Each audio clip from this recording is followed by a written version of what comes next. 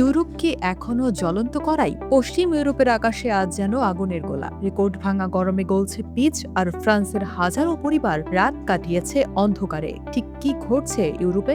পশ্চিম ইউরোপে বিস্তীর্ণ অঞ্চল এখন এক ভয়াবহ তাপপ্রবাহের কবলে। এই অশোভনীয় গরম কেবল অস্বস্তি বাড়াচ্ছে না, বরং দেশটির আবহাওয়ার ইতিহাসের সব রেকর্ড ভেঙে চুরমার করে দিচ্ছে।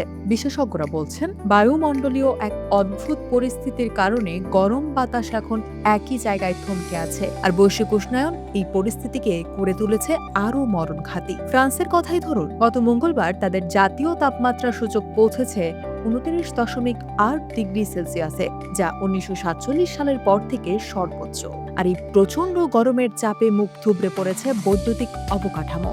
উত্তরের ফিনিস্তের বিভাগে একটি ট্রান্সফরমার অকেজো হয়ে পড়ায় 68,000 পরিবার বিদ্যুৎহীন হয়ে পড়ে। একদিকে তীব্র দাবদাহ, অন্যদিকে ফ্যান বা এসির সাহায্য ছাড়া অন্ধকার রাত। মানুষের ভোগান্তির যেন শেষ নেই। আসলে আমাদের পুরনো অবকাঠামো এমন চরম তাপমাত্রা মোকাবিলার জন্য তৈরি হয়নি। পরিস্থিতি কেবল ফ্রান্সেই সীমাবদ্ধ নয়, লন্ডনের মতো শহরগুলোও আজ নাজেহাল।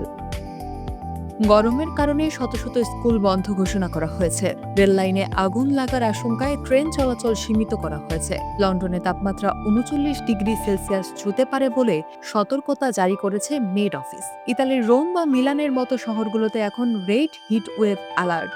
এদিকে পোল্যান্ড ও হাঙ্গেরির মতো দেশগুলোতেও তাপমাত্রা 1921 সালের পুরনো রেকর্ড ভাঙার অপেক্ষায়। ক্রোয়েশিয়ার অ্যাড্রিয়াট্রিক উপকূলেও জারি হয়েছে লাল সতর্কতা। যদিও স্পেনে পরিস্থিতি কিছুটা উন্নতির দিকে, কিন্তু বেলজিয়াম বা নেদারল্যান্ডসের আকাশ এখনো তেতে আছে। অর্থাৎ পুরো ইউরোপ যেন এখন এক বিশাল ওভেনের ভেতরে বন্দী।